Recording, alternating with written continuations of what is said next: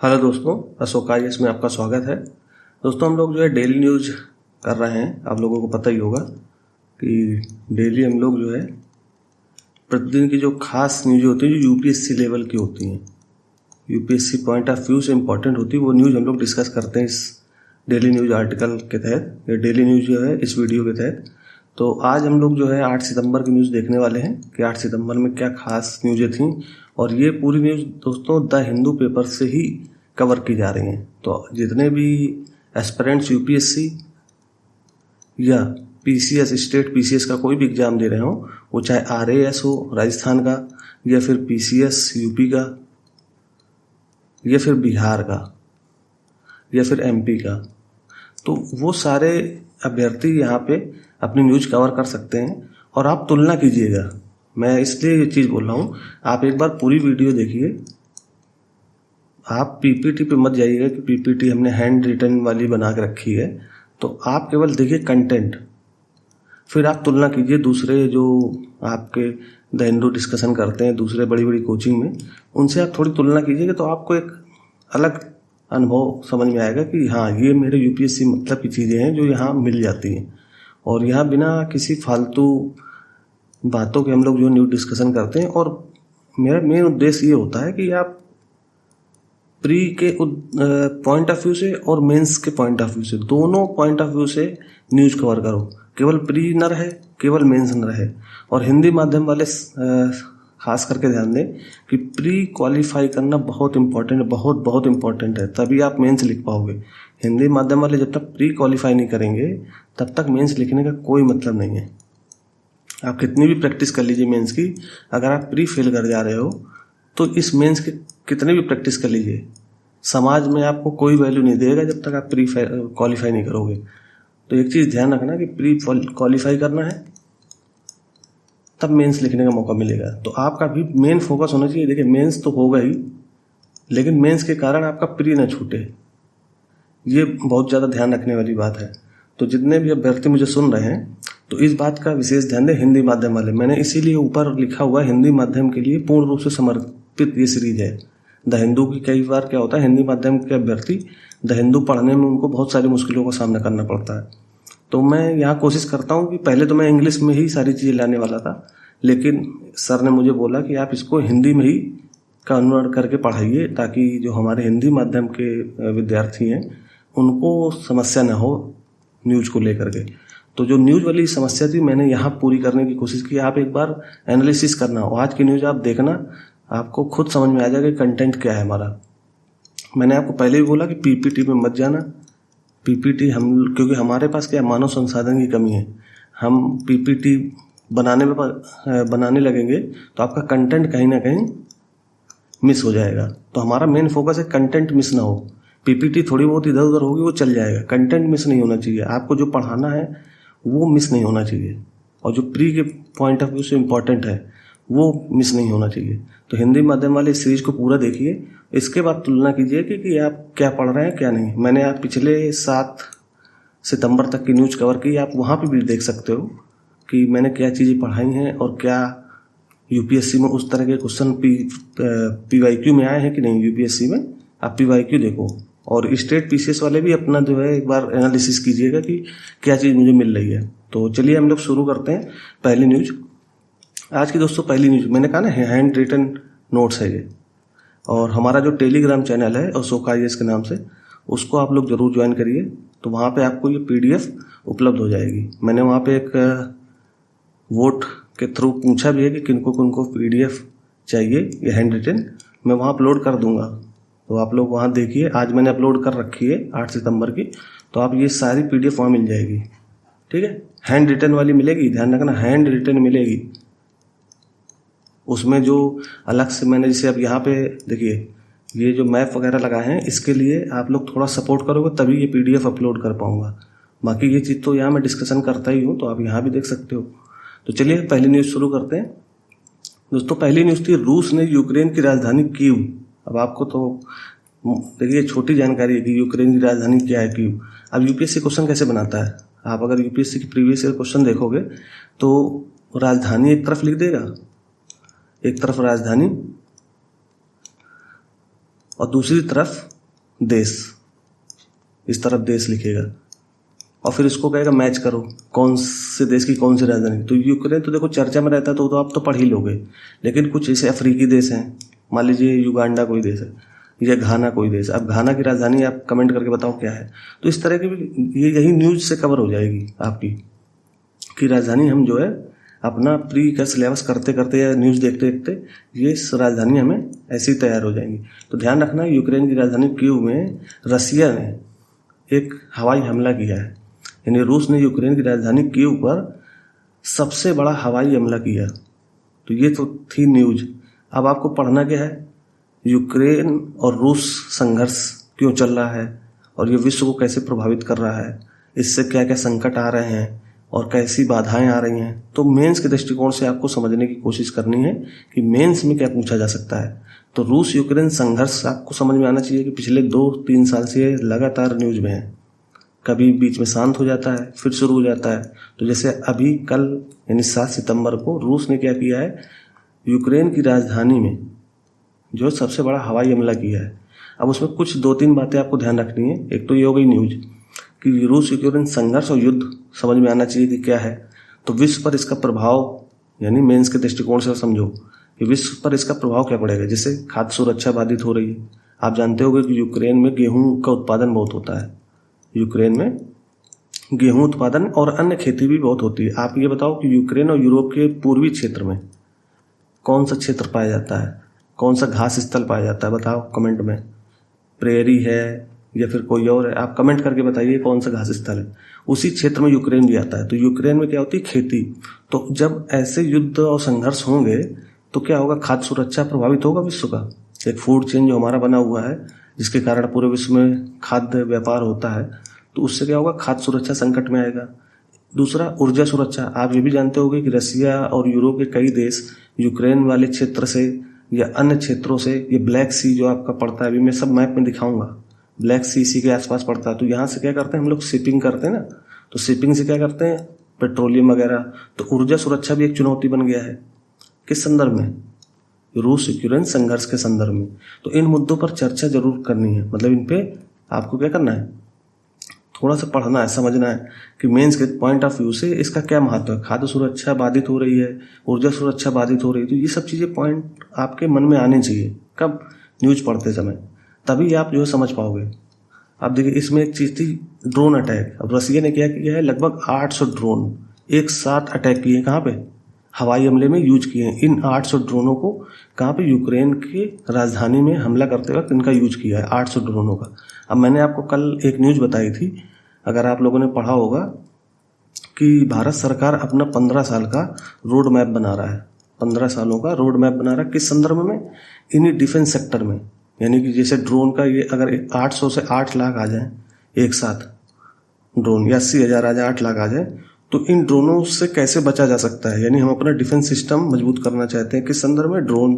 क्योंकि आजकल ड्रोनों ने क्या कर दिया है, युद्ध की स्थिति बदल दी है। जहाँ पहले हम लोग जो है मिसाइलों से, शुरुआतों में बंदूकों से, तलवारों से लड़ते थे, अब देखो आप इतिहास में तलवार से होते हुए, भाला तलवार से होते हुए हम लोग कहाँ पहुँच गए, ड्रोन में।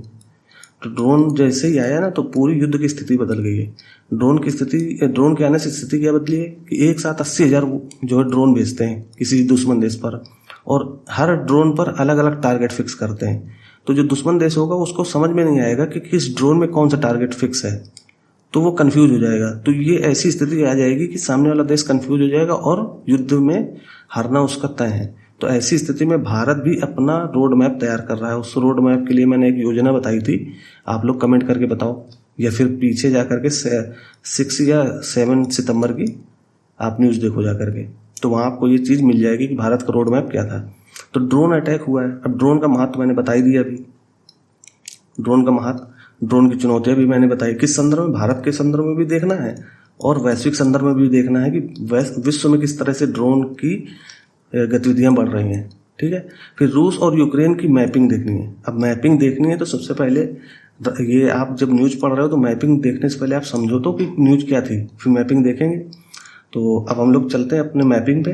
तो आपको न्यूज़ समझ में आ गई होगी मेंस के दृष्टिकोण से भी और प्री के दृष्टिकोण से भी, प्री में देखिए यहाँ कुछ विशेष चीज़ नहीं थी, केवल ये राजधानी वाली थी, वो भी बहुत कम चांस है कि यूपीएससी इस तरह के क्वेश्चन बनाए, क्योंकि ये फिर बहुत ही छोटे क्वेश्चन हो जाएंगे, या कह सकते हो कि तुच्छ लेवल के क्वेश्चन होंगे, यूपीएससी लेवल का नहीं होगा। अब यूपीएससी लेकिन कभी कभी पूछ लेता है, वो ऐसे नहीं पूछेगा राजधानी बताओ, वो सीधा मैचिंग के लिए बताया है। मैंने आप क्वेश्चन लिखा ना, एक तरफ देश लिख देगा और एक तरफ राजधानी लिख देगा, 4 देश और इधर 4 राजधानियाँ, फिर उनको कहेगा मैच करो। तो भाई जो पहला होगा वो किससे मिल रहा है, दूसरा देश किससे मिल रहा है, तो उसकी राजधानी को मैच करके फिर कूट जो नीचे दिए होते हैं, आप प्री में देखोगे कूट, उनको मिलाओ। तो ये सब चीज़ें आपको पता होनी चाहिए। अब आपको पता होगा जो नया पैटर्न है 2023 के बाद, आप अगर क्वेश्चन पेपर देख रहे होगे 2023 से एक पैटर्न शुरू हुआ है अलग लेवल का, कि आप पूछ लेगा कि मैचिंग में क्वेश्चन दे देगा, एक तरफ देश और दूसरी तरफ उसकी कैपिटल, और उनको सबको सही सही मैच कर देगा, एक को गलत मैच कर देगा या 2 को गलत मैच कर देगा। जैसे मान लीजिए यहाँ लिख दिया यूक्रेन, एक तरफ लिख दिया मान लो ये घाना, इन दोनों की, यूक्रेन की राजधानी कीव, घाना की राजधानी लिख दी। अब एक तरफ अन्य एक दूसरा कोई देश, यहाँ एक राजधानी दूसरी गलत लिख दी यहाँ पे, फिर एक चौथा देश लिखा, फिर यहाँ उसकी राजधानी गलत लिख दी। अब कूट देगा, क्वेश्चन की प्रकृति समझना, कूट क्या देगा, ऊपर युक्त कथनों में से, जो ऊपर ये कथन दिए गए हैं, ऊपर युक्त कथनों में से कितने कथन सही मैच है या कितने कथन सही है, तो बोलेगा केवल 2 कथन सही है। जैसे केवल 1 कथन, केवल 1, केवल 2, यानी ऊपर जितने कथन दिए गए ये मैचिंग, कितने मैचिंग सही है, केवल 2 मैचिंग सही है। तो इस तरह के क्वेश्चन आए हैं। और इससे पहले क्या आते थे कि केवल 1, यानी 1, 2 या 3 इस तरह से बनता था, या 1 या 3। तो आप क्या करते थे, मैच करने में दिमाग लगा लेते कि अच्छा एक कथन सही हो सकता है, तीसरा वाला तो नहीं होगा, तो तीसरा क्या होता था, एलिमिनेशन टेक्निक लग जाती थी पहले। लेकिन इस वाले मेथड में जो ये नेट पैटर्न आया 2023 के बाद, इसमें टेक्निक लगती नहीं है। तो आप थोड़ा ध्यान रखोगे चीज़ों को तो आसानी से कर लोगे। ठीक है, अब चलिए मैपिंग पे चलते हैं, क्योंकि मैपिंग से प्री में बहुत सारे क्वेश्चन बनते हैं, तो हम लोग थोड़ी सी मैपिंग करते हैं यूक्रेन की। देखिए यूक्रेन की राजधानी है कीव, और कीव के पास एक नदी बहती है, ये इस नदी का नाम जो है निप्रो भी बोलते हैं, इसको नाइपर भी बोलते हैं। ये जाकर के ब्लैक सी में गिरती है। आपको पता होना चाहिए कि ये जो है कीव के पास कौन सी नदी बहती है, तो इसको निप्रो भी बोल देते हैं, और नाइपर यहाँ पे अगर आप देखोगे ये नाइपर है। ठीक है, डी साइलेंट है, तो नाइपर नदी बहती है। तो ये एक फैक्ट याद हो जाना चाहिए आपको कि कीव किस नदी के किनारे बसा हुआ है। तो एक तो ये आपकी नदी पता हो गई। ठीक है, दूसरा कुछ विशेष क्षेत्र है, जैसे यहाँ पे आप देखोगे ये वाला क्षेत्र, ये आप देख पा रहे हो, तो इसको बोलते हैं डोनेस्क। आप लोग देखते रहिएगा, एक डोनेस्क, एक लुहांस्क। ठीक, तो एक तो ये क्षेत्र हो गया, दूसरा ये क्षेत्र हो गया, तो डोनेस्क और लुहांस्क ये याद होना चाहिए। फिर एक लुहांस्क रीजन है। ठीक है, ये तो मतलब कि एक तरीके से शहर ये कह सकते हो, वो क्षेत्र हो गया, एक पूरा रीजन ही है ये। अब ये रीजन क्यों चर्चा में, क्योंकि रसिया ने इन चीज़ों पे कब्जा कर रखा है ये यूक्रेन का पार्ट, लेकिन इस पे कब्जा किसका है, रसिया का। इसी संघर्ष के समय रसिया ने इस पे कब्जा कर रखा है। ठीक, तो ये चीज़ याद रखना, 2 क्षेत्र, डोनेस्क और लुहांस्क या लुहांस्क रीजन। फिर एक खार्किव क्षेत्र है, खूब चर्चा में रहता है, खार्किव क्या है। ठीक है, तो खार्किव याद रखना, ये क्षेत्र इंग्लिश में मैंने इसीलिए लिया है कि ताकि आपको नाम सही से पता चल सके। फिर इसके बाद ये वाला क्षेत्र आप देखोगे यहाँ पे, तो ये है क्रमातोर्स्क। आप इंग्लिश थोड़ा देख लेंगे। ठीक है, फिर एक क्षेत्र और इधर आओगे तो यहाँ पे एक खेरसन। ये क्षेत्र आपको पता होने चाहिए। देखिए मेन जो मैंने बता दिया आपको, मैं हाईलाइट करके बताता हूँ कि ये एक क्षेत्र है, ये लुहांस्क, डोनेस्क, इसका नाम जरूर याद रखना। और तीसरा है ओडिशा, जैसे अपने भारत में उड़ीसा राज्य है, यहाँ ओडिशा याद रखना, ओडेसा ऐसा नाम है। ठीक है, तो ये आपकी हो गई मैपिंग। कुछ और चीज़ें देख लेते हैं। ये देखिए ब्लैक सी नीचे है। अब यूक्रेन की बॉर्डर लाइन ब्लैक सी में आती है, तो यहाँ से क्या होता है, बहुत सारे शिप गुजरते हैं, शिप। तो शिप जब गुजरेगा तो इनमें क्या होता है, पेट्रोलियम पदार्थ, या पेट्रोल या कच्चा तेल। तो जब कच्चा तेल, अब युद्ध की स्थिति होगी तो क्या होगा, कच्चा तेल की शिपिंग जो होती है वो बाधित हो जाएगी, तो ऊर्जा सुरक्षा की चुनौतियां बढ़ जाएंगी। तो वही मैं आपको पीछे न्यूज में बता रहा था कि ऊर्जा सुरक्षा हो गया, खाद्य सुरक्षा हो गया, ये सब चुनौतियां ऐसे संघर्ष से शुरू हो जाती हैं। इसके अलावा देखिए एक शहर यहाँ पे है लीव। ठीक है, ये कीव है, ये लीव है। ठीक है, तो ये नाम आपको याद होनी चाहिए। मैंने देखिए 2-3 आपको रीजन बता दिए हैं। इसके अलावा और थोड़ी सी मैपिंग देखते हैं। जैसे ब्लैक सी देखते हैं। ब्लैक सी देखिए, एक तो आपको ये भी पता होना चाहिए कि यूक्रेन से कौन कौन से देश बॉर्डर शेयर करते हैं। तो अगर आप देखोगे सही से तो रसिया तो देखिए यहाँ है ही, क्योंकि रसिया से संघर्ष ही चल रहा है इसी बॉर्डर क्षेत्र में।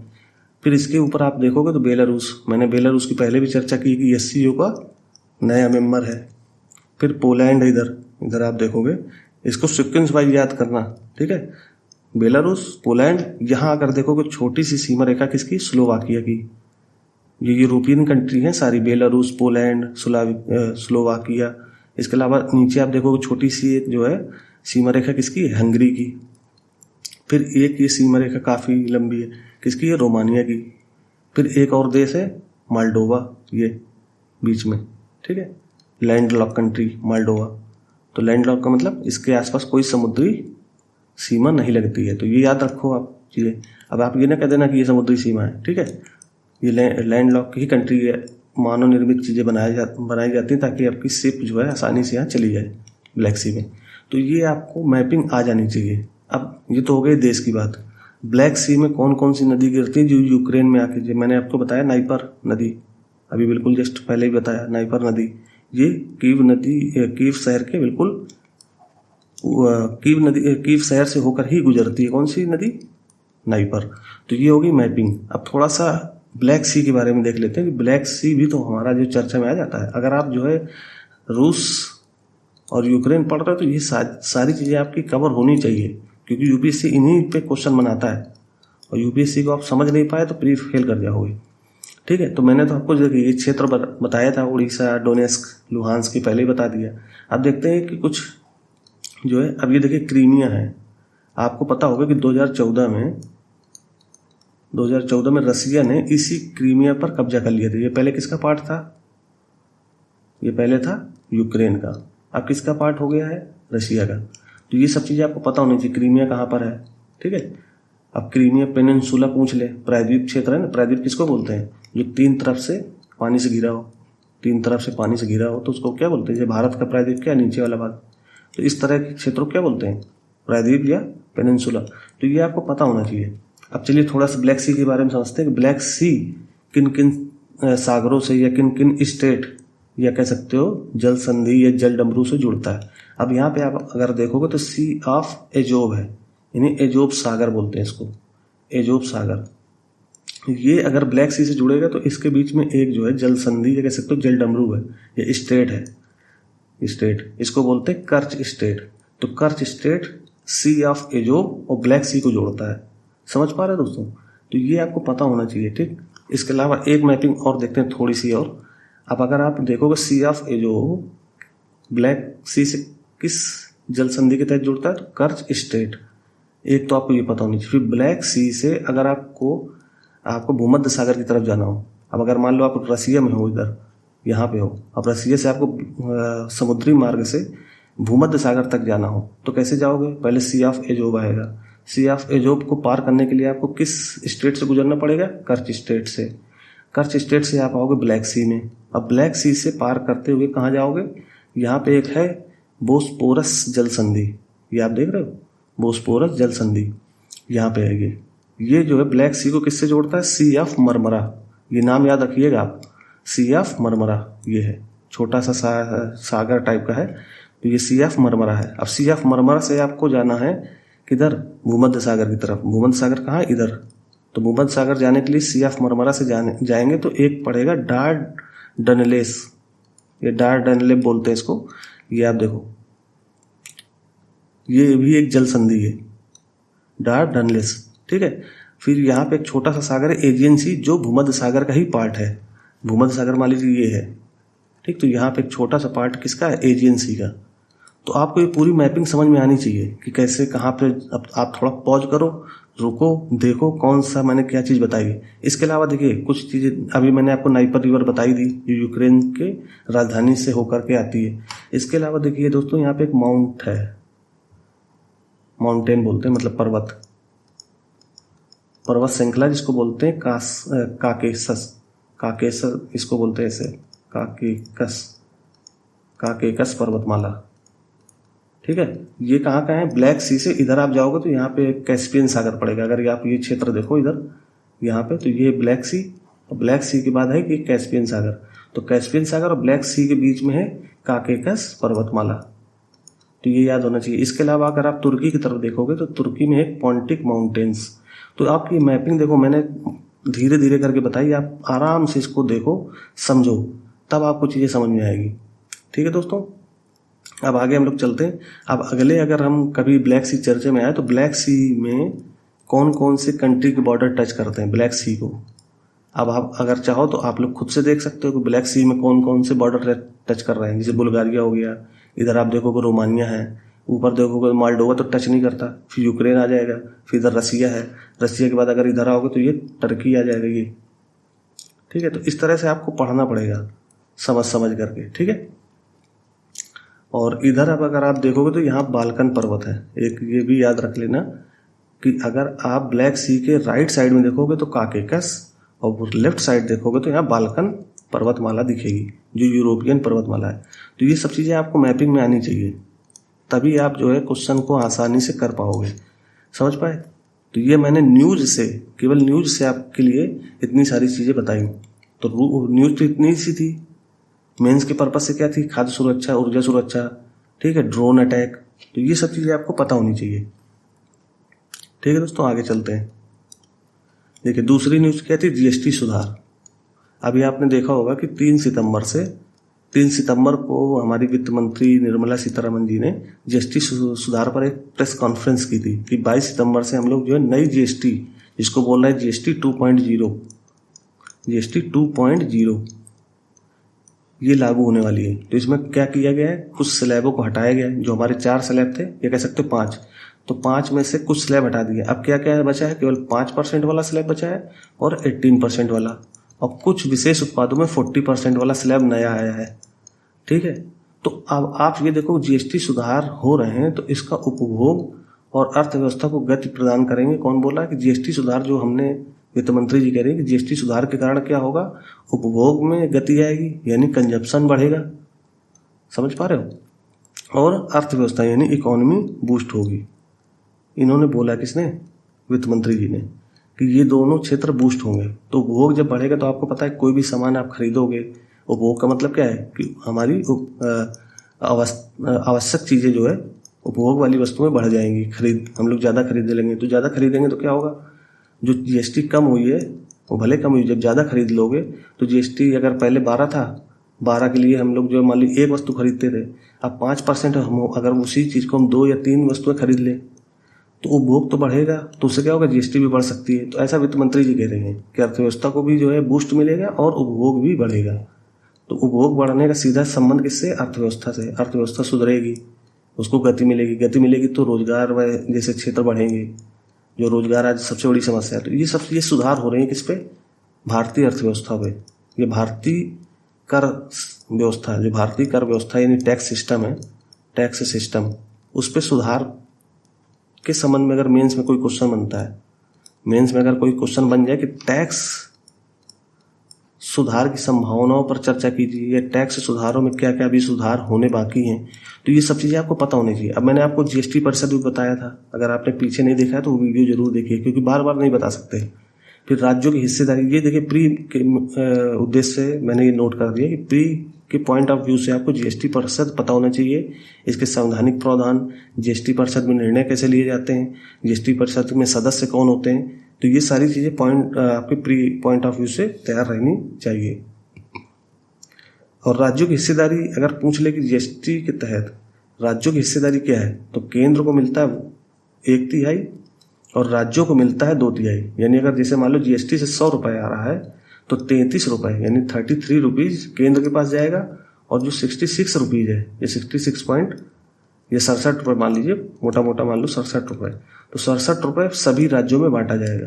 तो आप समझ पा रहे हो, जीएसटी में राज्यों की हिस्सेदारी 2/3 है, ये याद रखना। इसके अलावा हालिया सुधार क्या हुए हैं, अब हालिया जो सुधार हुए जीएसटी सुधार, उसमें ई इनवॉइसिंग याद रखना अनिवार्य किया गया है। ई इनवॉइसिंग का मतलब पहले भी था ई इनवॉइसिंग, लेकिन इसका ज़्यादा वैल्यू नहीं था। अब जीएसटी 2.0 में ई इनवॉइसिंग को अनिवार्य कर दिया गया कि जिस इसका जो है महत्व बढ़ जाएगा। इनवॉइसिंग समझते हो? आपने कभी अगर जो है अमेजोन से या फ्लिपकार्ट से कोई सामान खरीदा होगा तो वहाँ पे इनवॉइसिंग मनी बिल मिलता है आपको ऑनलाइन। तो वो बिल कैसा होता है, आपको जो है फिजिकल फॉर्म में थोड़ी देते हैं, वो तो मोबाइल में ही आप डाउनलोड कर सकते हो। तो जब आप इलेक्ट्रिक फॉर्म में कोई चीज़ डाउनलोड करते हो तो वो उसको बोलते हैं इलेक्ट्रिक इनवॉइस, यानी आपकी जो है बिल है वो इलेक्ट्रिक रूप में।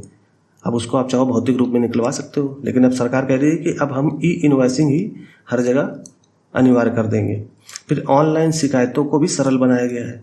जो जीएसटी से संबंधित कोई शिकायत करनी होती थी, आपको पता होगा कि जीएसटी का एक ट्रिब्यूनल भी बना हुआ है जहाँ पे शिकायतें का निवारण होता है। मान लीजिए किसी राज्य की कोई समस्या जीएसटी से लेकर के वो कहाँ जाएगा, तो पहले एक अलग से ट्रिब्यूनल बनाया है। अब ट्रिब्यूनल क्यों बनाए जाते हैं, ये मेन से संबंधित क्वेश्चन बन सकता है कि ट्रिब्यूनल क्यों बनाए जाते हैं।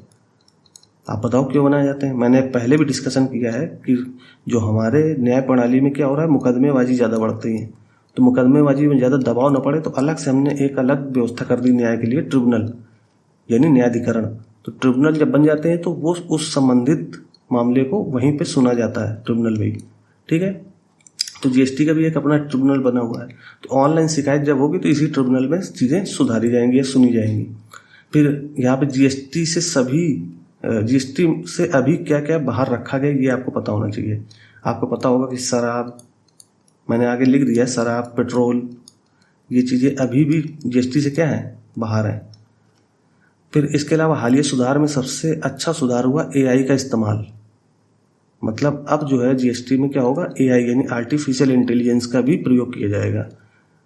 समझ पा रहे हो? इससे क्या होगा कि जीएसटी, एक तो हमारा कर बेस बढ़ेगा, यानी उसका जो है ज़्यादा से ज़्यादा लोग उसमें जुड़ जाएंगे, क्योंकि एआई क्या करेगा, ज़्यादा से ज़्यादा लोगों को टारगेट कर सकता है कि किसने टैक्स पे किया, किसने नहीं किया, कौन अभी टैक्स पेयर में आ सकता है। तो वो एआई के थ्रू हम लोग आसानी से कर सकते हैं। आप जानते ही होंगे कि पूरी दुनिया में एआई का महत्व बढ़ गया है बहुत ज़्यादा। आप जब से चैट जीपीटी आप सुनते होंगे, चैट जीपीटी हो गया, जेमिनी हो गया, ग्रोक हो गया, तो ये सब चीज़ें क्या हैं, एआई के सॉफ्टवेयर तो हैं जो बिल्कुल रियल टाइम में आपको आंसर देते हैं और सही आंसर देते हैं। इनका पेड ग्रुप आप लेके देखो, आपकी जो है बहुत सारी समस्याएं एआई से ही हल हो जाएंगी। जहाँ कभी आप जो है क्वेश्चन पूछने में इधर उधर भटकते थे कि कोई टीचर बता दे, एआई का सबसे अच्छा इस्तेमाल हो सकता है यहाँ पे आपके यूपीएससी की तैयारी में। लेकिन ध्यान रखना कि एआई बहुत सटीक जानकारी तभी दे पाएगा जब वो डाटा इंटरनेट में मौजूद हो। समझ पा रहे हो? तो एआई का इस्तेमाल करेंगे आगे। अब देखो, जीएसटी संबंधित मैंने मेंस के कुछ प्रश्न लगा दिए हैं। एक प्रश्न का एक ही प्रश्न लगाया है कि कैसा प्रश्न बन सकता है मेंस में। जैसे पूछ लेगा, हाल के जीएसटी सुधारों का भारतीय अर्थव्यवस्था और राज्यों की वित्तीय स्वायत्तता पर क्या प्रभाव पड़ेगा, विश्लेषण कीजिए। अब मान लीजिए ये 150 शब्दों का कुछ प्रश्न पूछ ले आपसे मेंस में, और आपको पता होगा GS3 जो हमारा यूपीएससी का मेंस होता है, उसमें GS3 में भारतीय अर्थव्यवस्था संबंधित क्वेश्चन पूछे जाते हैं। तो उसी में ये क्वेश्चन बन सकता है, आसानी से बनेगा, सिंपल क्वेश्चन है, क्योंकि जीएसटी सुधार हुआ है, हालिया सुधार पूछ लेगा। तो 2026 के लिए इस तरह के क्वेश्चन के लिए तैयार रहना मेंस में, ठीक है। अब मैंने कुछ सुधार, जैसे अब मान लो लिखना ही होगा क्या क्या जो है प्रभाव पड़ेगा, तो टैक्स बेस बढ़ेगा, इसी प्रश्न में लिख सकते हो। टैक्स से चोरी घट जाएगी, जब हम सब चीज़ ऑनलाइन कर देंगे, एआई जैसा इस्तेमाल कर लेंगे, तो टैक्स से चोरी रुकेगी कि नहीं रुकेगी। फिर ईज ऑफ डूइंग बिजनेस बढ़ेगा, यानी जो हमारा व्यापार करने का व्यवस्था है वो थोड़ा सरलीकरण हो जाएगा, सरलीकरण। समझ पा रहे हो? फिर राज्यों को जीएसटी मुआवजा भी ठीक से मिलेगा, जीएसटी मुआवजा भी ठीक से मिलेगा। क्यों? क्योंकि हमने ऑनलाइन सारी व्यवस्था कर दी है। तो ये सब चीज़ें आपको पढ़ना पड़ेगा मेंस के पॉइंट ऑफ व्यू से। अब कुछ पॉइंट इसमें और देखिए मैंने जोड़े हैं, आप थोड़ा समझ लो। आई थिंक हाँ, ये है चुनौतियाँ। अगर जीएसटी संबंधित कोई चुनौती पूछ ले कि चुनौतियाँ क्या क्या है, तो चुनौतियाँ में क्या लिख सकते हो, पेट्रोल, बिजली, शराब को शामिल न करने से अलग अलग राज्यों में कीमतें असमान रहेंगी। आपको पता है कि पेट्रोल में आप देखो, दिल्ली में कुछ जो है पेट्रोल की कीमत होती है, और अगर आप जो है एमपी आते हो या बिहार आते हो तो इन राज्यों में पेट्रोल की कीमत कुछ और होती है, मुंबई में कुछ और होगी। तो इस तरह से पेट्रोल की कीमत अलग अलग राज्यों में अलग अलग बनी रहती है। तो इससे क्या होती है, असमानता बनी रहती है। समझ पा रहे हो? इसके अलावा बिजली, आप देखो कि जो है किसी क्षेत्र में बिजली की कीमत पर यूनिट कुछ और है और किसी राज्य में कुछ और है। शराब देखो, आप दिल्ली में सस्ती मिलती है, कैंटीन में सस्ती मिलती है, लेकिन अन्य राज्यों में महंगी मिल जाती है। तो ये सब चीज़ें अभी भी क्या है, ये चुनौतियां हैं। तो मेंस में अगर चुनौती पूछ ले कि जीएसटी रिफॉर्म में क्या क्या चुनौतियां अभी भी हैं, तो ये पॉइंट ऑफ लिखो आप। अब मैंने आपको बताया कि अगर आप 150 शब्दों को लिखना होगा तो ये पॉइंट आपके लिए पर्याप्त हो जाएंगे। कुछ थोड़ा बहुत आप संवैधानिक जीएसटी के बारे में पढ़ लो, संवैधानिक प्रावधान क्या क्या है, जीएसटी परिषद में क्या क्या हो सकता है, कौन सा संविधान संशोधन किया गया था। तो ये अगर आप लिख लोगे तो आपका मेंस का पूरा क्वेश्चन हो जाएगा। कितना लिखोगे आप। फिर अगला देखो चुनौती क्या हो सकती है। छोटे व्यापारियों के लिए अभी भी जटिलताएं बनी हुई हैं। अब जो छोटे व्यापारी होते हैं उनको जो है ई इनवॉइसिंग और फिर ई बिलिंग, एआई, इनका इस्तेमाल करने का मतलब उनको लगता है कि ये सब झाम है, इसमें कुछ जो है हमारा कोई फायदा नहीं है, क्योंकि हम बड़ा व्यापार तो कर नहीं रहे हैं। कि बहुत ज़्यादा व्यापार करते हो तो उसमें सैकड़ों हमारे पास वस्तुएं हैं, उनका बिलिंग निकालना है। उनके पास कुछ स्पेशल वस्तुएं होती हैं, उन्हीं का जो है ये अपना व्यापार करते हैं। तो छोटे व्यापारियों के लिए भी अभी जटिलताएं बनी हुई है। फिर राज्यों की शिकायतें अपनी हैं कि राज्य से हमको कम मिल सकता है। तो ये चुनौतियों भी लिखो मेंस में। तो मेंस के पॉइंट ऑफ व्यू से ये न्यूज़ बहुत इंपॉर्टेंट थी। मैं अलग से हिंदू में जितना दिया रहता है उससे अलग से भी आपको बताने की कोशिश करता हूँ कि आपका यूपीएससी का जो टारगेट है वो आप फुलफिल कर सको। समझ पा रहे हो। अब आप तुलना करो जाकर के किसी दूसरे द हिंदू जो लोग पढ़ाते हैं उनसे आप तुलना करोगे तो आपको खुद भी अंदाजा हो जाएगा कि क्या हम चीज़ दे रहे हैं और क्या बता रहे हैं। तो हिंदी माध्यम वाले मैं इसीलिए बार बार आप लोगों को बोलता रहता हूँ कि हिंदी माध्यम का रिजल्ट गिरने के पीछे यही कारण है कि वो लोग जो है न्यूज़ पढ़ते समय ये सब पॉइंटों का ध्यान नहीं रखते जो मैंने अभी बताया। अब मैं भी, मेरे पास जो है 8 सालों का अनुभव है। पिछले मैं 3 साल से आप टीचिंग व्यवस्था में जुड़ा हूँ, तो 3 साल से तो मुझे पढ़ाने का अनुभव हो गया। अब चूंकि ये ऑनलाइन सिस्टम मुझे अभी मिला है तो थोड़ा सा अभी बोलने में, क्योंकि वन वे है ना, वन वे कन्वर्सेशन जो है थोड़ी सी प्रॉब्लम करता है। तो कुछ दिन में ये चीज़ें सुधर जाएंगी। आप कंटेंट देखते जाओ, समझते जाओ, ठीक है। तो ये मैंने मेंस के पॉइंट ऑफ व्यू से जीएसटी संबंधित क्वेश्चन बता दिए। अब देखो, आप अगर न्यूज़ पढ़ रहे होगे तो आरएसएस जो है, आरएसएस से संबंधित एक न्यूज़ खूब चल रही थी कि वो कुछ और बोल रहे थे उनके जो प्रमुख हैं, तो उससे संबंधित एक न्यूज़ मैंने ऐसे डाल दी। हालांकि ये लेनी नहीं चाहिए, फिर भी मैंने ले लिया कि राम मंदिर के बाद मथुरा काशी का मामला क्या है। अब आप जान रहे हो कि हिंदू संगठन क्या बोलते हैं एक तरीके से कि अब राम मंदिर बन गया, अब हम लोग क्या किस पे काम करेंगे, काशी और मथुरा पे। तो ये सब चीज़ें देखिए न्यूज़ पे चलती रहती है। लेकिन आपको यूपीएससी लेवल पे क्या पढ़ना चाहिए कि यूपीएससी किस प्रकार प्रश्न पूछ सकता है। हो सकता है यूपीएससी का मन इधर जाए, वो राम मंदिर नाम लेके नहीं पूछेगा। अब देखो क्वेश्चन कैसे पूछेगा जीएस पेपर 1 में। ये मैंने इसीलिए मेंस के लिए आपको ये क्वेश्चन बताने की कोशिश की है, क्योंकि आजकल हिंदू मुस्लिम या अन्य सांप्रदायिक मुद्दे बहुत ज़्यादा ज्वलंत मुद्दे रहते हैं, ठीक है। तो भारतीय समाज की विविधता उसकी शक्ति है। आपको पता ही होगा कि भारतीय समाज में क्या है, उसकी विशेषता क्या है, विविधता। यहाँ अनेक भाषाएं, अनेक धर्म आपस में मिलजुल कर रहते हैं। तो वही बोला है कि भारतीय समाज की विविधता क्या है, उसकी शक्ति है। भारतीय समाज की शक्ति क्या है, उसकी विविधता। और कभी कभी चुनौती भी। अब भाई इतने सारे धर्म, इतनी सारी भाषाएं, इतने सारे जो है कल्चर, तो ये इतने सारे शक्ति तो है, साथ साथ चुनौती भी बन जाती है। चुनौती किस संदर्भ में, इसी न्यूज को जोड़ करके देखो आप, ठीक है। चुनौती भी है तो चर्चा इस पे करनी है कि क्या चुनौतियां हैं और क्या विविधता हमारी शक्ति भी है। तो इस तरह के मेंस के पॉइंट ऑफ व्यू से क्वेश्चन बन सकते हैं। फिर एक अलग से, मैंने आपको पता होगा कि अगर इंडियन सोसाइटी आप पढ़ते हो तो उसमें सांप्रदायिकता,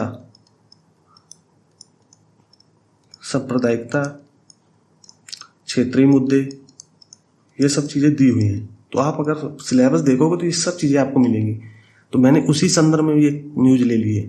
न्यूज में था कुछ नहीं, लेकिन मेरे मन में आया कि एक सांप्रदायिक संबंधित या धर्मनिरपेक्षता संबंधित कोई क्वेश्चन यूपीएससी बना देता है तो आप कैसे हल करोगे। तो पहले प्रश्न तो समझ में आना चाहिए कि प्रश्न क्या पूछ रहा है यूपीएससी, किस तरह के प्रश्न पूछ सकता है। अब एक दूसरा प्रश्न देखो, धार्मिक मुद्दे समाज में सांप्रदायिक तनाव क्यों पैदा करते हैं, उनके समाधान के लिए किन कदमों की आवश्यकता है। अब आप अगर सिविल सर्विसेज एग्जाम देने जा रहे हो तो आपके मन में ये आना चाहिए ना, क्योंकि सांप्रदायिकता हमारा क्या है, सिलेबस का पार्ट है। तो आपको ये क्वेश्चन करना आना चाहिए। फिर सांप्रदायिकता यानी कम्युनलिज्म और क्षेत्रीयता यानी रीजनलिज्म भारतीय राष्ट्रीय एकता के लिए चुनौती है, विश्लेषण कीजिए। देखिए चुनौतियां तभी बनती हैं, हालांकि ये देखिए कोई बहुत बड़ा मुद्दा नहीं था, लेकिन मैंने क्वेश्चन जो मेरे मन में आए वो मैंने यहाँ पे शामिल करने की कोशिश की कि भारतीय समाज से किस तरह के क्वेश्चन बन सकते हैं। आप भी इस तरह सोचो कि जब न्यूज पढ़ते हो ना तो आपके मन में ये आना चाहिए कि यूपीएससी क्या क्वेश्चन बना सकता है। तो न्यूज जो है ठीक है, पढ़ लेंगे, समझ में आ गया, लेकिन यूपीएससी का अगर माइंड पढ़ना हो तो इस तरह के क्वेश्चन आपके माइंड में आने चाहिए कि यूपीएससी किस तरह के क्वेश्चन बना सकता है। अभी मैंने क्वेश्चन सोचे हैं तब आपको दे पा रहा हूँ, ठीक है। और ये अनुभव से ही आता है, और अनुभव कब आएगा, जब आप प्रैक्टिस करोगे, सोचोगे थोड़ा सा, क्योंकि यूपीएससी क्या है, थोड़ा सा सोचने पर ही फोकस करता है कि आपके विचार जो है वहाँ यूपीएससी लेवल पे आ रहे हैं कि नहीं आ रहे हैं। अब आप अगर जो है वनडे एग्जाम कर रहे हो तो उसमें क्या है, ये सब सोचने की जरूरत ही नहीं है। तो आगे चलते हैं दोस्तों, GS2 में भी अगर क्वेश्चन पूछे, गवर्नेंस या पॉलिटी से क्वेश्चन अगर पूछ सकता है मेंस में, तो किस तरह क्वेश्चन पूछेगा सांप्रदायिकता से, वो आप समझो। संविधान का धर्मनिरपेक्ष स्वरूप, आपको पता होगा कि हमारी जो प्रस्तावना है, आप लोग प्रस्तावना संविधान की जानते हैं कि नहीं जानते, कमेंट करके बताइए। और जिसको पूरी याद हो वो लिख भी सकता है कमेंट में। तो प्रस्तावना में धर्मनिरपेक्षता शब्द भी जुड़ा हुआ है, जो बाद में जोड़ा गया है। 42वां संविधान संशोधन सभी को पता ही होगा, तो उसके 42वें संविधान संशोधन के थ्रू ये जोड़ा गया था धर्मनिरपेक्षता शब्द। तो जब ये इसमें जुड़ जाएगा तो पॉलिटी भी हमारा कवर करेगा कि नहीं करेगा।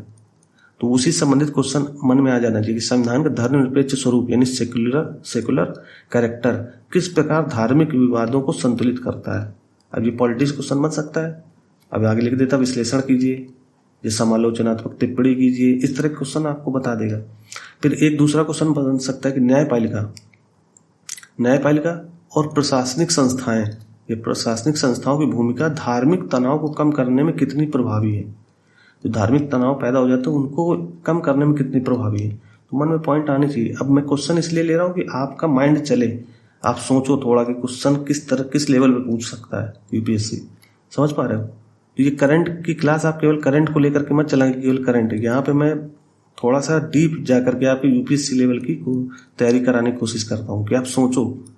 अगला, अगर आप एथिक्स, आप जानते हो कि जीएस पेपर हमारा 4 एथिक्स, उसमें भी तो इस तरह के क्वेश्चन बन सकते हैं, धर्म से संबंधित, धर्मनिरपेक्षता से संबंधित। तो अब आप देखो वहाँ पे भी सिलेबस में धर्मनिरपेक्षता शब्द दिया हुआ है, आप अगर पढ़ोगे जा करके तो आपको समझ में आएगा।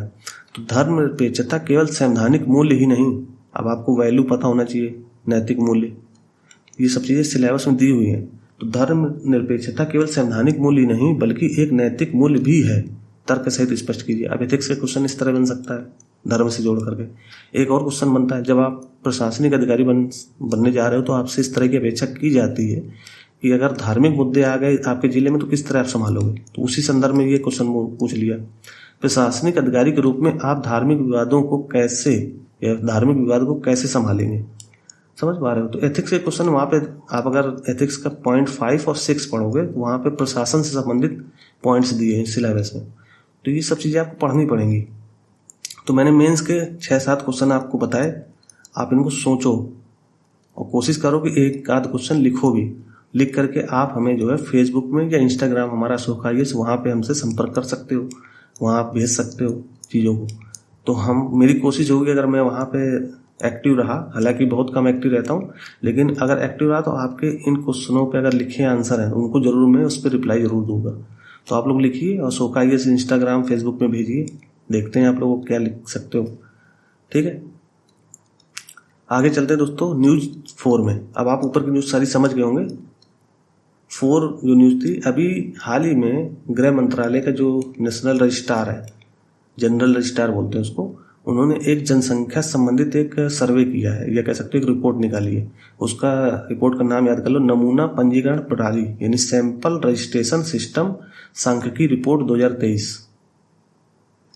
तो इससे संबंधित ये न्यूज़ थी, मैंने कवर की। आप इसको थोड़ा सा धैर्य होकर के समझो तो चीज़ें समझ में आ जाएंगी।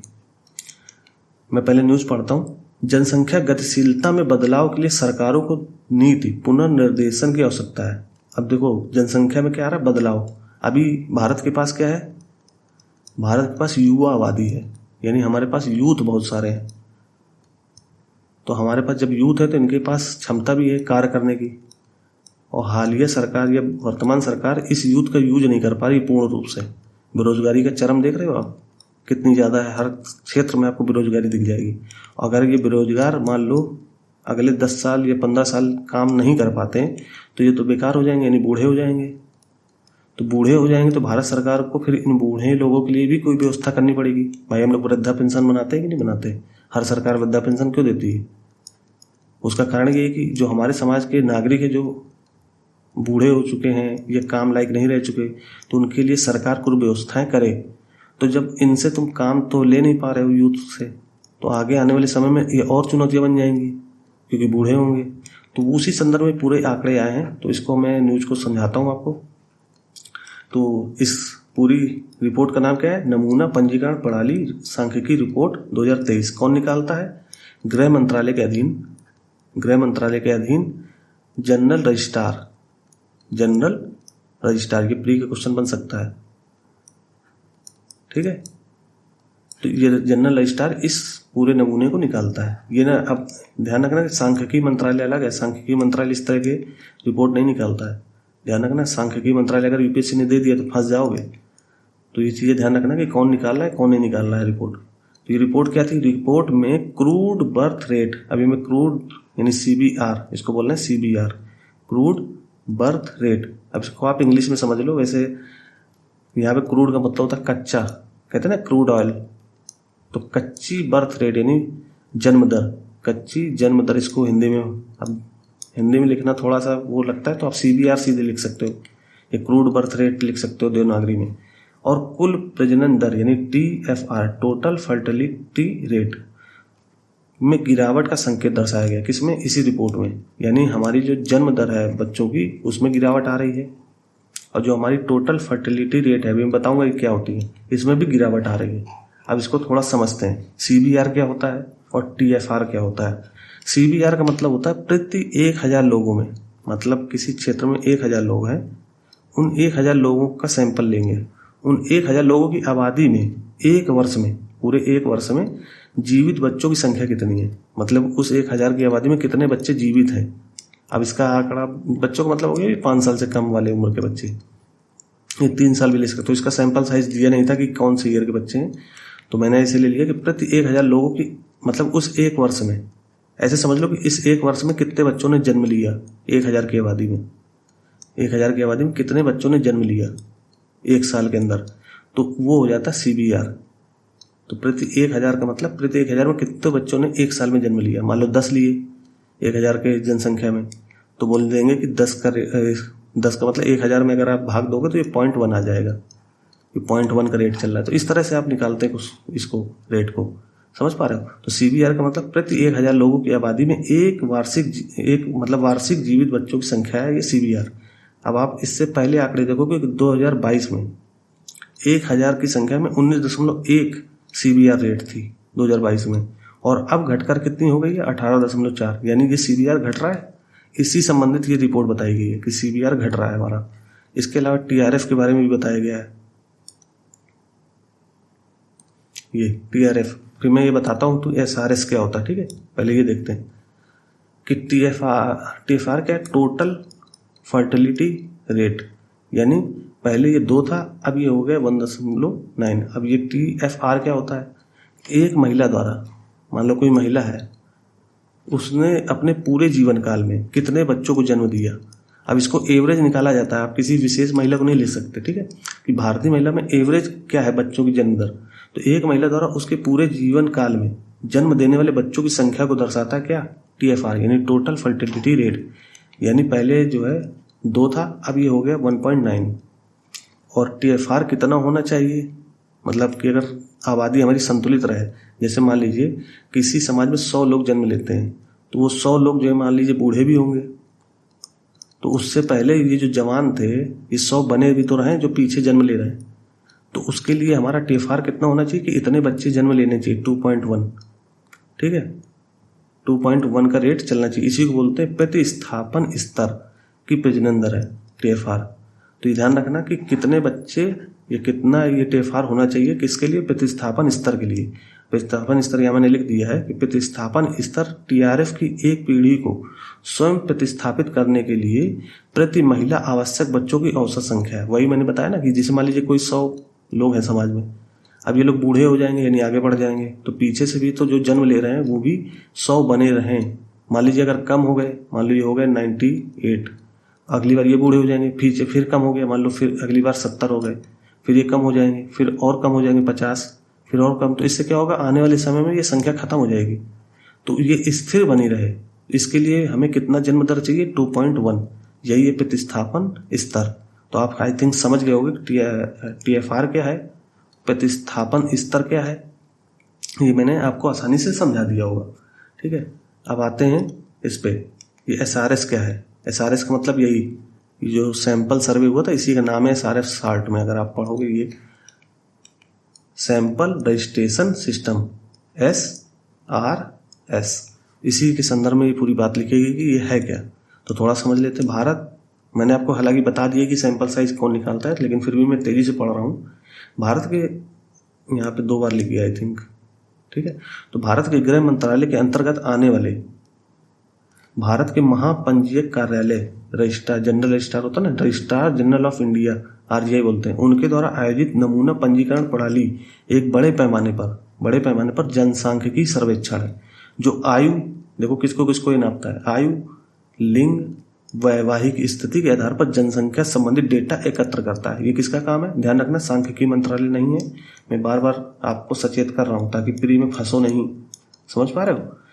तो ये सर्वेक्षण राष्ट्रीय और उपराष्ट्रीय स्तर पर CBR यानी सक्रिय, जो मैंने आपको बताया था, क्रू जिसको कच्चा जन्म दर बोल रहे हैं, CBR, TFR यानी कुल प्रजनन दर, आयु विशिष्ट प्रजनन दर यानी एज स्पेसिफिक फर्टिलिटी रेट, और समान प्रजनन दर यानी जनरल फर्टिलिटी रेट, तथा संबंधित आंकड़ों को मापता है। तो ये इन चीज़ों को मापता है, ध्यान रखना। फिर जन्म के समय लिंगानुपात क्या था, ये सब चीज़ें भी देखता है। तो लिंग के बारे में भी बताएगा ना, कितना कौन से क्षेत्र में कितनी महिलाएं हैं, कितने पुरुष हैं, पुरुष के पीछे कितनी महिलाएं हैं। तो जन्म के समय लिंगानुपात जो अभी रिपोर्ट आई है उसमें ध्यान रखो। फिर 2021-23 में भारत के लिए SRB मतलब यही हो गया आपका, ये जन्म के समय लिंगानुपात। ठीक है, प्रति 1000 लड़कों पर कितनी लड़कियां हैं, 917। ये पूरी भारत की दिखाएगी किस पे, 2021 से 23 पे।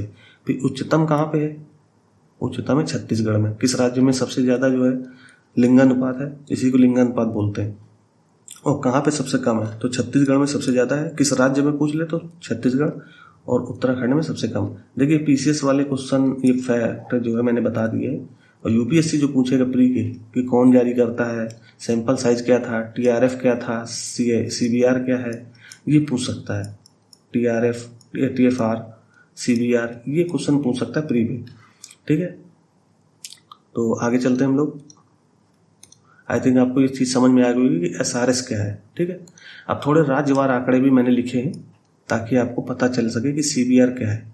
CBR में सबसे ज़्यादा कौन है, बिहार। मतलब CBR का मतलब प्रति 1000 में जन्म, 1 वर्ष के अंदर कितने बच्चों ने जन्म लिया, वो सबसे ज़्यादा कहाँ है, बिहार में। फिर सबसे कम कहाँ है, तमिलनाडु। अब आप अगर मेंस में क्वेश्चन देखोगे तो इसी तरह बनते हैं कि उत्तर राज्यों की अपेक्षा दक्षिण राज्यों ने अपनी जनसंख्या कंट्रोल कर ली है। तो इसका क्या क्या प्रभाव पड़ेगा, इसके क्या क्या लाभ हो सकते हैं। और भारतीय संविधान की जो लोकतांत्रिक प्रणाली है उसमें जो है जनसंख्या के हिसाब से सीटें मिलती हैं। तो उत्तर भारत की अपेक्षा दक्षिण भारत में सीटों की संख्या घट जाएगी, किसमें, लोकसभा राज्यसभा में। तो इनसे उनके क्या नुकसान हो सकते हैं, तो ये सब क्वेश्चन बन सकते हैं। और इसी के चक्कर में दक्षिण राज्य यानी तमिलनाडु के जो CM साहब हैं, स्टालिन साहब, वो कई बार बोल चुके हैं कि हमें अपने राज्य का जो प्रजनन दर है वो बढ़ाने की जरूरत है। क्यों, क्योंकि उत्तर भारत की अपेक्षा हम बहुत पीछे हो गए हैं। और इससे क्या हो रहा है, हमको राजनीतिक जो लाभ मिलना चाहिए उत्तर भारत की अपेक्षा वो नहीं मिल रहा है। अब आप देखो तमिलनाडु काफ़ी बड़ा राज्य है।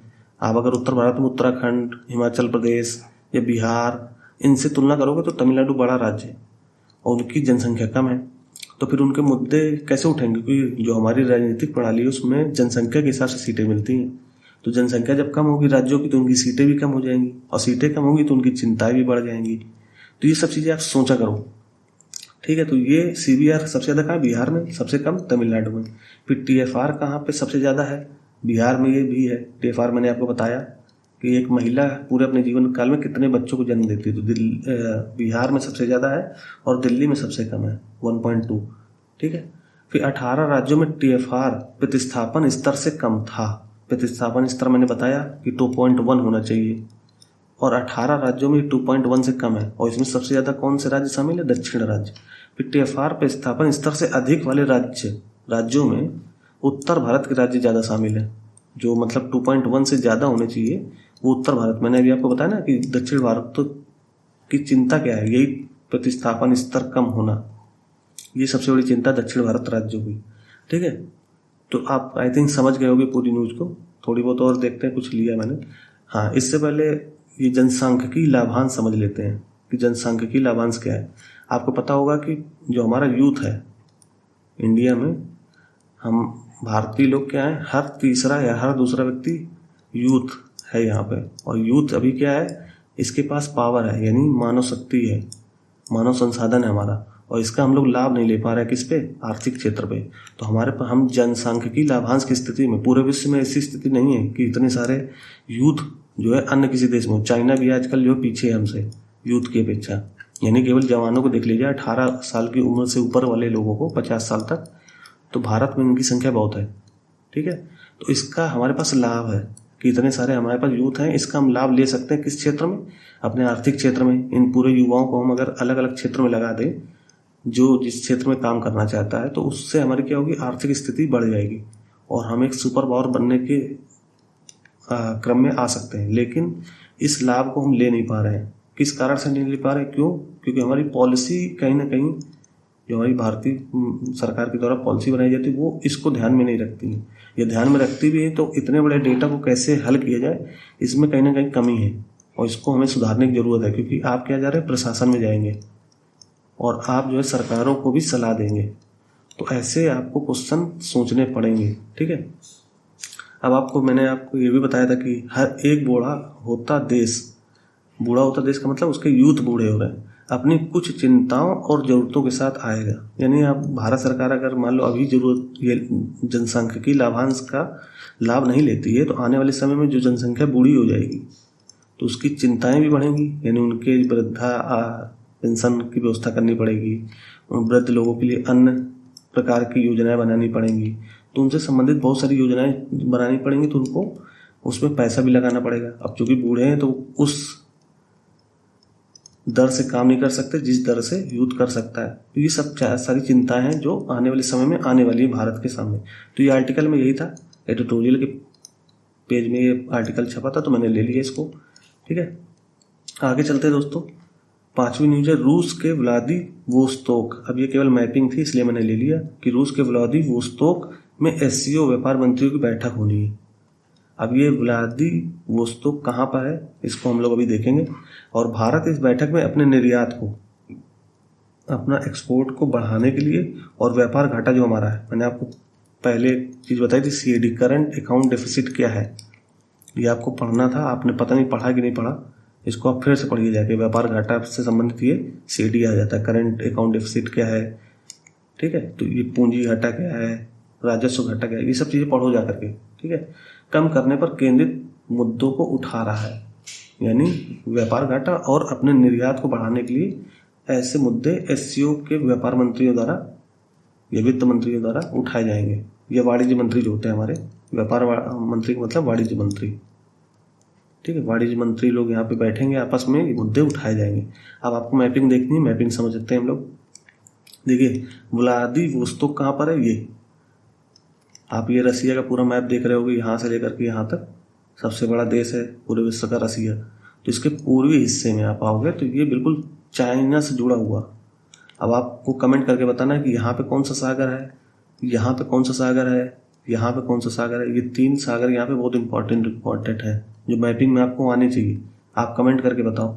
यहाँ प्रशांत महासागर के जस्ट पश्चिम यानी वेस्ट में 3 छोटे छोटे सागर भी हैं जो बहुत ज़्यादा इंपॉर्टेंट हैं, इनकी ये सब चर्चा में रहते हैं यहाँ पे। तो ये आप हमको कमेंट करके बताओ कौन कौन से हैं। ठीक है, तो व्लादिवोस्तोक कहाँ पे, बिल्कुल चाइना बॉर्डर पे है। ठीक है, क्योंकि यहाँ साइबेरिया है, इधर यहाँ तो हम कोई बैठक नहीं कर सकते क्योंकि यहाँ इतनी ठंड पड़ती है। क्यों? क्योंकि यहाँ आर्टिक ओशियन है, यहाँ बर्फबारी पूरे साल रहती है। ठीक है, तो बर्फ से ढके क्षेत्र में हम बैठक तो कर नहीं सकते, लेकिन ये क्षेत्र ऐसा है थोड़ा सा, ये चाइना से जुड़ा हुआ है। तो यहाँ हम एक छोटा सा शहर है व्लादिवोस्तोक, तो ये इसकी मैपिंग याद रखना। ठीक, आगे चलते हैं दोस्तों। एक न्यूज़ थी अरुणाचल प्रदेश के एक गांव डोंग, अरुणाचल प्रदेश का एक जो है गांव है डोंग, ये मैपिंग के थ्रू आपको पढ़ना जरूरी है कि अरुणाचल प्रदेश के एक गांव डोंग में दिसंबर के महीने में एक सूर्योदय महोत्सव आयोजित किया जाएगा और ये पहली बार होगा। 5 दिन का महोत्सव ये चलेगा। और ये अरुणाचल प्रदेश के जो मुख्यमंत्री हैं उन्होंने ये ऐसी घोषणा करी है कि ये सूर्योदय महोत्सव हम लोग मनाएंगे। अब ये क्यों मनाएंगे? ताकि पर्यटक को हम अपनी ओर आकर्षित कर सकें। अब आपको समझाते हैं क्या है ये पूरी न्यूज। डोंग जो है अरुणाचल प्रदेश का, अगर आप यहाँ मैप देखोगे पूर्वोत्तर भारत का, और मैंने आपको पहले भी बताया कि पूर्वोत्तर भारत बहुत इंपॉर्टेंट है आपकी यूपीएससी के लिए, ठीक है। तो पूर्वोत्तर भारत में इस जगह पर एक छोटा सा गांव है। ये देखो इस नीचे इस पे देखो, इस मैप में ये है डोंग। डोंग में भारत में अगर कहीं भी सबसे पहले किरण पड़ती है किसकी? सूर्य की, तो वो यही गांव है डोंग, ठीक है। तो भारतीय क्षेत्र के संदर्भ में हमको देखना है कि सबसे पहले भारत में किस जगह पर सूर्य उदय होता है। तो सब लोग को पता है कि अरुणाचल प्रदेश, लेकिन अरुणाचल प्रदेश के किस जगह पर ये क्षेत्र है? तो डोंग एक गांव है, इसका पूर्वी एक जिला है, ठीक है, यहाँ डोंग। तो डोंग याद रखना है। डोंग हो सकता है पूछ ले कि डोंग कहाँ पे अवस्थित है, और मैंने बताया भी कि मैचिंग से संबंधित चीज़ें पूछ लेता है यूपीएससी। तो वहाँ पर सूर्य सबसे पहले आता है। तो इसका दो दृश्य देखो, मैंने एक चित्र भी लगा दिया कि जब पहली बार सूर्य अरुणाचल प्रदेश में देखा जाता है तो किस तरह का दिखता है। तो ये मैं थोड़ा सा चित्र लगाया आपको दिखाने के लिए। बाकी ये था इसका मेन शहर। अब इसमें देखिए कुछ शहर आपको पहले से भी पता होंगे। तवांग जैसे पता होना चाहिए। सुबनसिरी नदी आपको पता है अरुणाचल प्रदेश में बहती है, उसका अपर सुबनसिरी एक शहर छोटा सा जगह है, ठीक है। इसके अलावा जो छोटे छोटे शहर है, एक डोंग है, बाकी तो हवाई थोड़ा सा याद रखना, हवाई, ठीक। तो ये क्षेत्र आपको पता होनी चाहिए अरुणाचल प्रदेश में। तवांग तो पहले, क्योंकि तवांग मठ है, बौद्ध मठ, इसको पता होना चाहिए आपको, ठीक। तो डोंग शहर याद रखना। मैपिंग से संबंधित ये न्यूज़ थी, मैंने बता दी। आगे चलते हैं दोस्तों।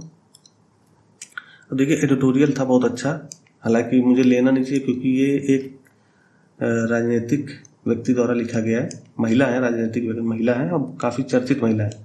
आपने जानते भी होंगे सोनिया गांधी, में नाम ही ले लेता हूँ। सोनिया गांधी के द्वारा लिखा गया लेख है, लेना नहीं चाहिए क्योंकि पॉलिटिकल थोड़ा बहुत था, लेकिन इसमें न्यूज अपने यूपीएससी लेवल की बहुत थी। यूपीएससी के लिए बहुत सारी न्यूज थी। उन्होंने एक लेख लिखा है, उस लेख का टाइटल क्या है पहले ये समझो। The making of an ecological disaster in the Nicobar. अब आपको सीधा जैसे ये लेख आया था ना, आपको निकोबार तुरंत मैपिंग में देखनी चाहिए थी, लेकिन फिर भी मैं आपको बता रहा हूँ यहाँ पे, तो समझ लीजिए। इन्होंने लिखा है निकोबार में पारिस्थितिक आपदा का निर्माण। अब एक भारत सरकार की परियोजना चल रही है, उस परियोजना का नाम याद रखना, great Nicobar mega infrastructure project. इसमें क्या कर रहे हैं ये लोग, ग्रेट निकोबार यानी जो दक्षिण निकोबार यहाँ पे है, आप अभी मैपिंग में दिखाऊंगा, तो उसमें भारत सरकार क्या कर रही है, अपने पोर्ट्स बनाना, क्योंकि हमारे सामरिक, आप जानते होंगे कि निकोबार भारत की मुख्य भूमि से बहुत दूर है, तो हम अपने निकोबार क्षेत्र में क्या करना चाह रहे हैं, सामरिक रूप से मजबूत बनना चाह रहे हैं, यहाँ पे पोर्ट्स बनाना चाह रहे हैं यानी बंदरगाह, और अन्य चीज़ें भी यहाँ पे इंफ्रास्ट्रक्चर यानी अवसंरचना पे काम कर रहे हैं, मेगा अवसंरचना पर। तो ये बड़ा प्रोजेक्ट है, लगभग 72,000 करोड़ का प्रोजेक्ट है ये भारत सरकार का, 72,000 करोड़ रुपए, तो इस पर निवेश किए जा रहे हैं। तो इस संदर्भ में जो बहुत सारी जो है चीज़ें इन्होंने लिखी हैं माननीय सोनिया गांधी जी ने, तो वो समझते हैं। यहाँ एक चीज़ है, यहाँ इन्होंने जनजातियों के बारे में दो बातें लिखी कि ग्रेट निकोबार में कौन सी जनजातियाँ जो सेंसिटिव हैं, या उनको कह सकते हैं कि ये पर्टिकुलर वनरेबल है। सेंसिटिव मतलब वनरेबल, सुवेद है।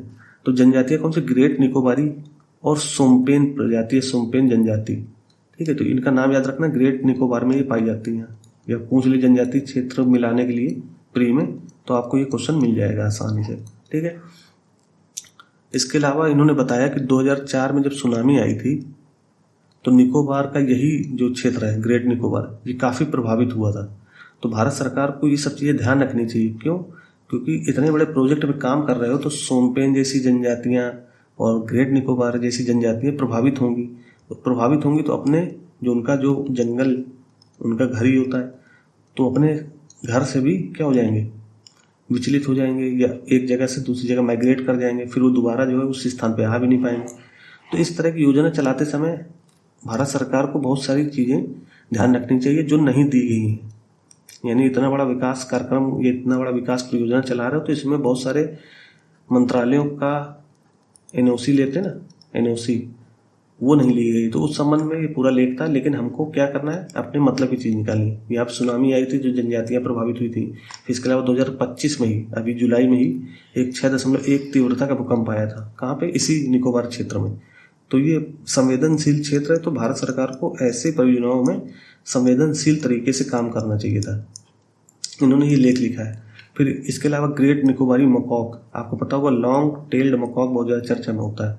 तो ये तो भारत के अन्य क्षेत्र में पाए जाते हैं, लेकिन जो निकोबार का लॉन्ग टेल्ड मकॉक है ये चर्चा में था। अब इसका IUCN स्टेटस आप देखो जा करके, ठीक है। इसके अलावा जैव विविधता पर फोकस था, पूरा लेख जैव विविधता पर ही लिखा हुआ था कि वहाँ की जैव विविधता भी प्रभावित होगी, क्योंकि वहाँ लगभग कई लाख पेड़ काटे जा रहे हैं। मतलब कई लाख पेड़ काटे जाएंगे इस विकास कार्यक्रम के चक्कर में। और इस न्यूज़ पर इसलिए ज़्यादा कोई फोकस नहीं दे रहा है क्योंकि हिंदी अखबारों में ये छपते नहीं हैं, और छपेंगे भी तो किसी साइड में एक छोटा सा कोना देते हैं। अब इतने पेड़ काटे जाएंगे तो आप समझो वहाँ पे सदाबहार वन पाए जाते हैं। आपको पता होना चाहिए कौन से वन पाए जाएंगे, सदाबहार वन। तो ये जब वन काटे जाएंगे तो इससे क्या होगा, एक तरीके से जो हमारा कार्बन सिंक है वो कहीं ना कहीं खत्म होगा। और सरकार बोलेगी कि इस जो है इसकी भरपाई, जो हम पेड़ काटने जा रहे हैं इसकी भरपाई हरियाणा के किसी क्षेत्र में हम पेड़ लगा कर रहे हैं। तो आप सोचो कि यहाँ निकोबार है और इधर हरियाणा है, ये कितना दूर है। तो ये भी सब चीज़ें इस लेख में लिखी गई हैं। तो आप इस लेख को अगर आप पढ़ना चाहो तो एक बार जरूर पढ़ो जा करके, बहुत अच्छी न्यूज़ है। फिर यहाँ समुद्री कछुएं अपना घोंसला बनाती, घर बनाते हैं ग्रेट निको, वो भी प्रभावित होंगे। जब इतना बड़ा बंदरगाह, इतना बड़ा विकास कार्यक्रम चलाया जाएगा तो ये भी प्रभावित होंगे, स्वाभाविक सी बात है। फिर डुगोंग पर चर्चा थी, आपको डुगोंग पता होना चाहिए। इसके अलावा देखिए ग्रेट निकोबार में बहुत सारे अभ्यारण्य और नेशनल पार्क भी है। तो आप लोग कमेंट करो कौन कौन से नेशनल पार्क, कौन कौन से अभ्यारण्य है, ठीक है। तो ये लेख पूरा था इसी से संबंधित, जैव विविधता संबंधित। तो आपको ये लेख जो है थोड़ा बहुत समझ में आ गया होगा। तो आपको निकोबार में जो परियोजना चल रही है, अब आप यूट्यूब में डालोगे तो आसान से भाषा में आपको ये समझ में आ जाएंगी कि निकोबार में क्या चल रहा है और ये परियोजना क्या थी। आप इतना भी गूगल कर लोगे great Nicobar mega infrastructure project क्या है भारत सरकार का, तो इसमें आपको समझ में आ जाएगा कि प्रोजेक्ट क्या है और इसकी बहुत सारी चुनौतियां भी हैं। अब UPSC ऐसे क्वेश्चन बनाता है कि इतना बड़ा प्रोजेक्ट चला रहा है, जैव विविधता में क्या इनका प्रभाव होगा, जैव विविधता के लिए कौन कौन सी चुनौतियां आ जाएंगी, तो ये सब आपके मन में आना चाहिए। अब चूंकि समय कम है तो मैं ज़्यादा प्रश्न इसमें मेंस में नहीं जोड़ पा रहा हूँ। आगे थोड़ी सी बस इसकी मैपिंग देखते हैं। ग्रेट निकोबार ये है, देखो दक्षिण में बिल्कुल, और यहीं पे हम लोग अपनी परियोजना चला रहे हैं। आपको पता होगा कि यहाँ से हमारे यहाँ पे एक अंडमान सी है, आपको पता होगा। यहाँ पे इंडोनेशिया का पार्ट जुड़ जाता है, इधर मलेशिया, सिंगापुर, थाईलैंड वाला पार्ट है। तो ये यहाँ पे मलक्का जल संधि है, मैंने पीछे न्यूज़ में डिस्कस किया भी, ये मलक्का जल संधि कहाँ है। तो हमारे लिए सामरिक रूप से तो बहुत महत्वपूर्ण है ग्रेट निकोबार। लेकिन भारत सरकार ने यहाँ पे जो परियोजना का योजना बनाई है उसमें उन्होंने जैव विविधता का बहुत ज़्यादा ध्यान नहीं दिया है।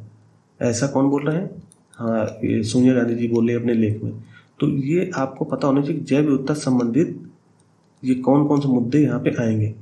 तो मैपिंग देख लेते हैं। नॉर्थ अंडमान आपका सबसे ऊपर आप देखोगे छोटा सा द्वीप है, फिर इसके बीच में एक मिडिल अंडमान है, फिर नीचे आओगे तो यहाँ पे आ जाएगा लोअर अंडमान, फिर यहीं पे पोर्ट ब्लेयर है जो किसकी राजधानी है, अंडमान निकोबार की, पोर्ट ब्लेयर, ठीक है। फिर यहीं पे अंडमान सी, देखो यहाँ से शुरू हो जाता है अंडमान सी, ठीक है। ये यही वाला एरिया है, इधर भारत सर देखोगे ये पूरा एरिया दिया हुआ, यहीं पे ये है, ठीक। फिर यहाँ पे आ जाओगे तो लिटिल अंडमान, ये लोअर अंडमान है, ध्यान रखना, ये मिडिल अंडमान है, ये नॉर्थ अंडमान है और नीचे लिटिल अंडमान है। तो अंडमान में 4 द्वीप बड़े बड़े याद रखो कि कौन कौन से हैं, और ये 10 डिग्री चैनल से आपस में अलग होते हैं। यानी निकोबार और अंडमान किस डिग्री से अलग होगा, तो 10 डिग्री, ये फैक्ट मैं बता रहा हूँ आपको। फिर आप इंडियन ओशियन में इधर नीचे आओगे, निकोबार जहाँ शुरू होता है तो उसमें सबसे पहले आएगा कार निकोबार, क्या आएगा, कार निकोबार आएगा। फिर यहाँ पे आप देखोगे तो यहाँ पे छोटा सा एक द्वीप है तरासा, ठीक। फिर इधर आप आओगे तो ये बाका है। फिर ये छोटे छोटे जो है द्वीप हैं, लेकिन आपको पढ़ना क्या है, एक तो ये पढ़ना है, मैं बता रहा हूँ आपको निकोबार में कौन कौन सा ध्यान रखना चाहिए। तो कार निकोबार याद रखो, फिर ये लिटिल निकोबार याद रखो मिडिल में, ठीक, और एक ग्रेट निकोबार, ये तो बहुत ही ज़्यादा चर्चा में। अब यहाँ पे बहुत सारे जो है हमारे नेशनल पार्क भी है, निकोबार में भी है और अंडमान में भी है 1-2, तो उसको आप सर्च करके पढ़ो कौन कौन से जो है यहाँ पे जीव हैं, कौन कौन से जो है विशेष IUCN स्टेटस जिनका जो है वल्नरेबल या क्रिटिकल इंडेंजर्ड में है, वो जीव भी इनके सर्च करके पढ़ लेना, क्योंकि ये चर्चा में है, हो सकता है UPSC क्वेश्चन बना ले, क्योंकि ये पूरे प्रोजेक्ट इन सारे जीव को प्रभावित करेगा। और थोड़ा सा न्यूज़ पे फोकस किए रहा करो कि कौन कौन सा जीव जैव विविधता प्रभावित होगा। अभी देखना आप जो है अक्टूबर से आपको पर्यावरण की बहुत अच्छी अच्छी न्यूज़ देखने को मिलेंगी, क्योंकि ये जैव विविधता संबंधित क्वेश्चन आते हैं यहाँ से। ठीक है, तो आज के लिए इतना ही रखते हैं दोस्तों, फिर कल मिलते हैं हम लोग अपने समय पर। आज के लिए इतना ही, धन्यवाद।